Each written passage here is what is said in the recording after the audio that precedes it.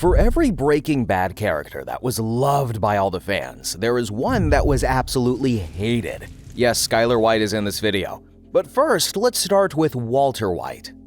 At first, Walt is like any other protagonist at the start of their arc, a dying teacher cooking meth to provide for his family, very typical American stuff. But we see the first glimpse of his odd behavior when he's told he has cancer, and he barely reacts to the news. You understood what I've just said to you? Yes. Lung cancer. Inoperable. In that moment, something inside of him shifts. After years of being walked over, disrespected, overlooked, and walked over again, this was the last breaking point in Walt's life. And whatever he does now, he can do without consequences. And we see this when Gretchen and Elliot offer to pay for his treatment. Walt doesn't see it as a kindness, but pity. To him, accepting help from them would mean admitting they were better than him. As time passes, that pride leads him to do even more horrible things. At a family party, he forces Walt Jr. into drinking shot after shot of tequila. My son, my bottle, my house. It's all right. Little by little, his need for power starts to consume him, and nothing showcases this better than the moment he stands over Jane as she chokes on her own vomit. That was the first time Walt sacrificed someone innocent just because she was in the way, like a pebble on a road. Then when Jesse starts siding with Gus, Walt goes even further, doing anything he can to hold on to that power and poisons Brock, an innocent child, just to manipulate Jesse. It's a twisted plan, but it works. Jesse turns on Gus, and Walt gets what he wants. Eventually, when Hank finally pieces everything together and arrests him in the desert, Walt still doesn't give up to him. Losing that power is bigger than any consequences he might face. He calls in Jack's gang and ends up watching his brother-in-law get executed. In the end, there was nothing he wouldn't do to get what he wanted. Every lie, every death, every betrayal was fueled by his need for power. And by the time it was all over, Heisenberg wasn't a mask anymore. Unlike Jesse, who just got dragged along the way into Walt's evil plans. Number 2. Jesse Pinkman. Jesse Pinkman is the one person in Breaking Bad who loses everything over and over, but somehow never loses his soul. We first see him as a washed-up ex-student caught half-naked during a drug bust, more concerned with getting high than staying alive. But underneath all the bad decisions and immaturity, Jesse has something most others don't: a kind heart. In Season 2's Peekaboo, he breaks into a meth house for funsies and finds a neglected child left alone amongst needles and junkies. Instead of walking away, Jesse takes care of the kid, feeds him, and calls the cops to help him out. Later, he falls for Jane, another addict trying to get better. They dream about leaving it all behind, going clean, and escaping to New Zealand. Where do you want to go? South America? Europe? Australia? Is New Zealand part of Australia? New Zealand, I can get behind that. And for a moment, you believe they might do that, until she overdoses next to him. After Jane's death, Jesse completely breaks down. He blames himself and spirals into addiction. But when Jesse meets Andrea, he gets a new chance at a normal life, even though Jesse initially meets her to sell drugs to her. But when he finds out she has a son, he refuses to give her any of the blue stuff. You heard me. What kind of mom gets wasted with a little kid to take care of? Jesse learns that her little brother Tomas was forced by the cartel to kill his friend, Combo. Overcome with a desperate need for justice, like Batman, Jesse plans to kill the dealers. Wait, no, Batman doesn't do that, hold on. But anyway, Jesse does this knowing it could get him killed as well. But Jesse's conscience only brings more pain when Walt brutally exploits Jesse's trust, poisoning Andrea's son, Brock, just to make Jesse think Gus Fring was responsible. Jesse, already convinced he ruins everything, falls for this, leading him further down a path of manipulation and misery. And by Season 5, Jesse's overwhelming guilt finally pushes him to leave the drug trade for good. But even then, he can't escape the hell he's lived. Jack's gang of friendly people captures him, chaining him like an animal, beating him, and forcing him to cook meth day after day. He loses his freedom, his dignity, and nearly his mind. In a world where everyone else lost themselves, chasing power and control, Jesse was the only one who never stopped trying to do the right thing, ultimately finding freedom and a new life. After all the hell he endured, his hard-earned survival was enough to make people love him. But unlike Jesse, who stayed by Mr. White, Skyler decided she had had enough and went to sleep with Ted. I fucked Ted. Number 3. Skyler White. Skyler White initially appears as a morally dull character at the start, engaging in petty acts in bed on her husband's birthday, to letting everyone disrespect Walt in front of the entire family on his birthday. Later, we see Skyler constantly degrade Walt, announcing to the world how he should lower his pride and take up Elliot's offer to pay off the cancer treatment, dealing a public blow to Walt's character. And throughout Breaking Bad, Skyler takes unethical ways to escape her misery. In the episode IFT, Skyler comes to terms with her husband being a drug dealer and copes with the situation by cheating with her ex-boss, Ted Beneke, and blaming Walt for her actions while they prepare dinner. And how can we forget the most cringiest moment of Breaking Bad? Happy birthday to you. I mean, how can you not hate her after that? But she keeps getting worse, having two-faced morals where she smokes cigarettes with an unborn baby, but at the same time shames Walt for smoking cannabis, lashing out at Walt. He sells me pot. Are you out of your mind? One of Skyler's most reckless moments occurs in the episode Crawl Space, where she essentially gambles her family's life by giving away a chunk of Walt's drug money to pay off Ted's debt, throwing her family into jeopardy at the hands of Gus Fring. Skyler's cold-hearted nature continues to poke through in later seasons, now fully detached from her husband. What are you waiting for? For the cancer to come back. And even in the final moments of the show, she refuses to take his cash that Walt gambled his life to earn, even after helping him launder his cash, quite literally throwing all of Walt's and hers efforts down the barrel.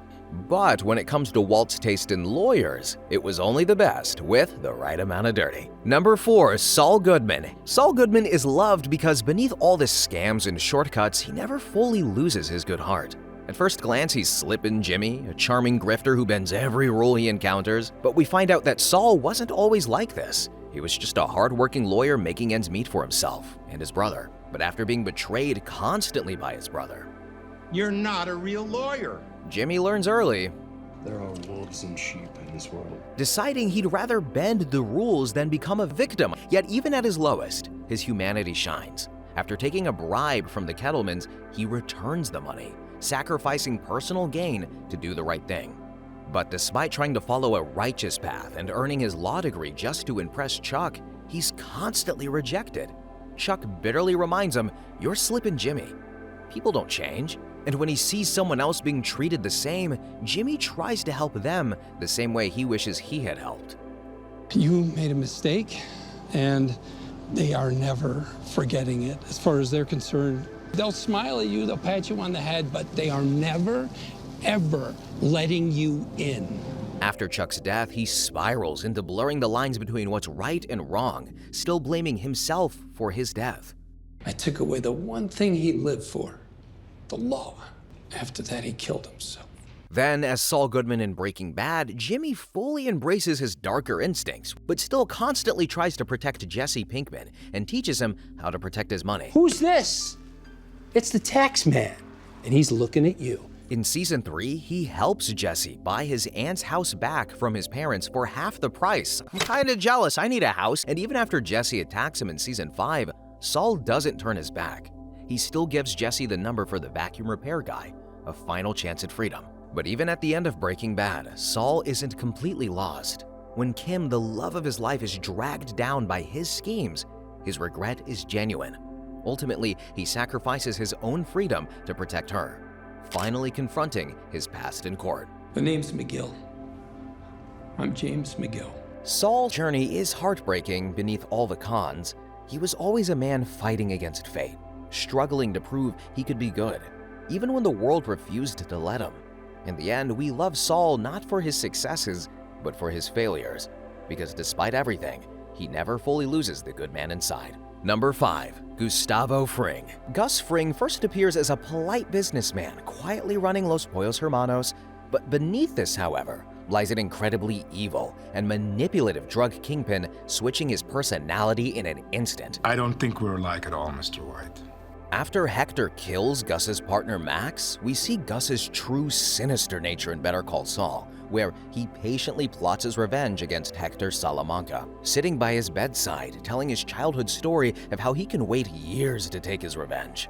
I knew It would show itself sooner or later. So I waited for hours into the night. The merciful thing would have been to kill it. I kept it. It lived for quite some time. Rather than allowing Hector a quick and merciful death, Gus ensures Hector remains alive, barely clinging to life. When doctors assure Gus that Hector could fully recover, Gus immediately stops the procedure. It is time to delegate Mr. Salamanca's care. He wants Hector to suffer, trapped inside his paralyzed body, watching helplessly as Gus systematically executes Hector's entire family and destroys everything he cares about. His meticulous nature is terrifyingly displayed when he murders his associate Victor in Breaking Bad, cutting his throat without hesitation in front of Walt and Jesse, sending a ruthless message that everyone should know their place. Then he poisons an entire cartel gathering in Breaking Bad, drinking the poison himself just to maintain his cover and watching coldly as everyone around him dies agonizingly. Gus isn't merely interested in power or profit. He thrives on absolute control and prolonged suffering. He manipulates everyone around him, exploiting their weaknesses and pitting them against one another to maintain his dominance. He makes for a perfect villain and leaves a lot of admiration for the actor portraying him, no matter how hated the character is on TV. But unlike Gus, who is cold and calm, we have Hank, who can make anyone laugh with a couple of dad jokes. Number 6, Hank Schrader. Hank Schrader started out as the DEA agent who cracked jokes and made fun of Walt at every family gathering, but deep down he always saw himself as the bald one who had to protect everyone. And when Walt shares his cancer diagnosis, Hank doesn't think twice before promising, "Whatever happens, I'll always take care of your family." It's a vow that Hank lives up to over and over again. We see that clearly in the Season 2 tequila scene when he stops Walt from forcing another drink on Walt Jr. You going for Father of the Year? But behind all the jokes and big talk, Hank was strong, stubborn, and impossible to break. After the cousins ambushed him in Season 3, he was left paralyzed and stuck in a hospital bed. Most would have given up, but Hank powered through rehab, pushed past the pain, and came back stronger. Hank always thought of Walt as family, so no matter how many times there were clear indications in the show of Walt being Heisenberg, Hank couldn't connect the dots as he could never expect something from his own family. Like when we saw the gas mask, the sketch, and even Walt having $500,000 in cash in front of Hank. And finally, in Season 5, he finds Gail's notebook in Walt's bathroom and the dedication to WW, my star, my perfect silence, makes everything click. The realization that his brother-in-law is the criminal he's been hunting hits him so hard that he has a panic attack and crashes his car. But even with his world falling apart, Hank never gives up on doing what's right, and he arrests Walt Jr. the next day. Wait, no, that didn't happen. But he talks to Skyler to safeguard her and Walt Jr. from Heisenberg, even if it means tearing his own family apart. His persistence eventually pays off when he sets up a trap with Jesse's help, and they corner Walt in the desert. Walter White, you have the right to remain silent. Anything you say can and will be used against you in a court of law. But the victory is tragically short-lived, since Walt had called Jack's friendly gang of neo-Nazis for backup, and when they arrived, they shot Gomez, killing him instantly, and Hank was shot in the leg. Walt begs for Hank's life and even offers his $80 million in exchange for Hank's life. But at this point, it's too late. You're the smartest guy I ever met, and you're too stupid to see. He made up his mind 10 minutes ago. Out of everyone in Breaking Bad, Hank was one of the few ones who never lost his way. Hank is one of the few characters who never let power, pride, or fear change who he was. He fought for what was right all the way to the end, unlike Todd Alquist, who starts off as a seemingly loyal and harmless subordinate. But it's not long before we realize the psychotic nature that hid under his skin. Number 7. Todd Alquist. During the methamphetamine heist in the episode Dead Freight, Todd stands by to make sure their plans wouldn't be foiled. However, he takes this job too literally. After spotting a 14-year-old boy on the heist scene, Todd doesn't hesitate for a moment and shoots the kid, as he was just following orders. However, this is just the tip of the iceberg. Todd's cold nature breaks through in this instance after capturing Jesse. Instead of killing him, he wants to torture Jesse to find out if he told anything to the feds. And I bet we could get it out of him back home. I mean, I could do it. And then, we'd take care of the job after that. Foreshadowing how Jesse would be made a slave to cook them high-grade meth. As Todd develops feelings for Lydia, he goes to extreme lengths just to please her. Todd, now possessing Jesse as a slave for funsies, uses him only as a tool, beating him in line just to cook meth in order to satisfy Lydia's demands. Even in the most disturbing scenes, Todd remains unaffected and almost inhuman. He rattles Jesse while asking how he's been, when clearly Todd threw him in a ditch as his slave, turning this exchange into a mockery of Jesse. This doesn't end his unconventional methods to deal with the situation, however. After recapturing Jesse from his failed escape attempt, Todd punishes Jesse by forcing him to watch while he lures out Andrea, and in a swift move, shoots her in the head. Todd then drags her son into the picture, threatening Brock's life if Jesse dared to move a single step further. And before Andrea, we had Jane, who loved Jesse for who he was with all his flaws. Number 8. Jane Margolis. Jessica Jones is one of the most impactful and loved characters in the world of Breaking Bad, and the main reason for Jesse's character development. She had her own flaws, but she was one of those characters that anyone could relate to. When Jesse was looking for a place to live, he met Jane Margolis, the manager of a duplex home. The first encounter between the two highlighted her intelligent yet kind nature, as she didn't want to lend the house to Jesse, but agreed after he told her the situation. Dude, I got nowhere else to go. This is it. And I got no game, all right? I just need a chance. Later, it's revealed that Jane also worked part-time as a tattoo artist. A much more compelling moment occurred when Jesse asked her why she doesn't have any tattoos herself, to which she replied, "That's way too big a commitment." The real spark between Jesse and Jane began when he asked her for her company to watch his new flat-screen TV, and they sat together, holding each other's hands. That was the moment when I finally thought that Jesse might have found the one. As their love story unfolded, we discovered that Jane had been sober for 18 months. It also became clear that her father's strict nature was likely a big factor in her struggle with drug use. Yo, my dad's not really a make exceptions kind of guy, trust me. When Jesse's close friend Combo was killed, to cope with this loss, Jesse turned to drugs he got from Jane.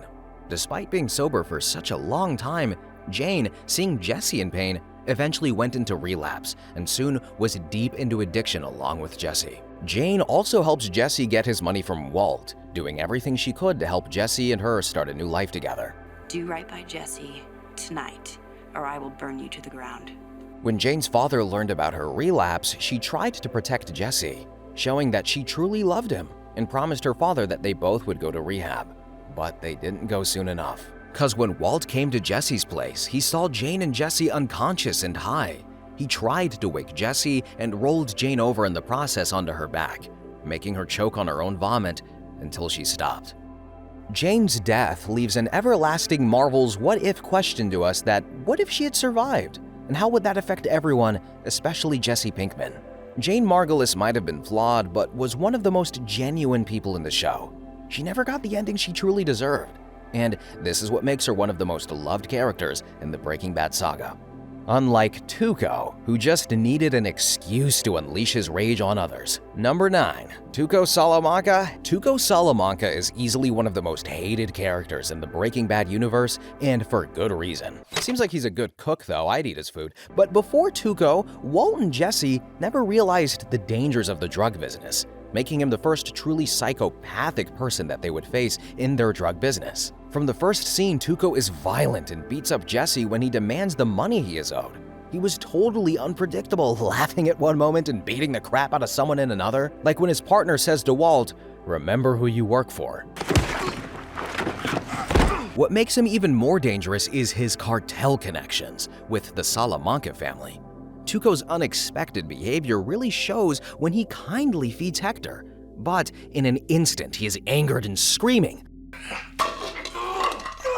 What'd you do that for? God! But every time Tuco was on screen, there was tension, like watching a time bomb waiting to explode, like when he held Walt and Jesse hostage in his remote desert house. And Better Call Saul because he beats up 2 brothers for insulting his grandma, then kidnaps Jimmy McGill and threatens to torture him. He brutally breaks the brothers' legs, showing just how unstable he is. Tuco was definitely not a calm and calculated villain like Gus Fring. His complete unpredictability and cruelty make him one of those characters who are the most hated throughout the entire series. Number 10. Huell Babineaux. Don't ask me to spell that last name, but I love the guy. One character who had zero haters, however, is Huell Babineaux. With his laid-back personality, Huell's really just a softie, saving kids and civilians in a burning church in Better Call Saul episode Kushada. I'm just kidding, he didn't do that. However, he does get his moments to shine through as a genuinely kind-hearted person. Behind the scenes of Walt and Jesse's drug business, Huell jumps in to carry out small tasks for them, and does it faithfully. While carrying out behind-the-scenes work for Walt, Huell stashes away Walt's cash money and doesn't even think about betraying Walt or stealing a couple of bills of cash for himself. But he does steal the scene, giving us an iconic meme by laying on the pile of cash. Huell even tries to make sure Walt's money on Ted didn't go to waste, visiting him with Kuby to urge Ted into using the cash handed to him to pay off his IRS debt, rather than blowing it all off on a new Mercedes-Benz, his floundering business, and standing by to knock some sense into Ted. Walt isn't the only guy Huell got his hands dirty for, though, as Huell alters a course of serious events for Saul in chicanery. Huell casually bumps into Chuck, slipping a fully charged battery into his pocket, which was later used by Saul in the episode to expose his brother's fake illness, helping him stay a lawyer in the future. Everyone say thank you, Huell. And Huell's loyalty towards Saul never wavers, even in the face of disaster. In Better Call Saul, Huell knocks an officer unconscious in an attempt to save Saul. Even after being arrested and facing possible jail time, Huell never rats out or betrays Saul, making him one of the most loved characters in the Breaking Bad universe. And so, if you enjoyed this video, don't forget to subscribe so you can enjoy more content like this. Thanks for watching, and bye-bye!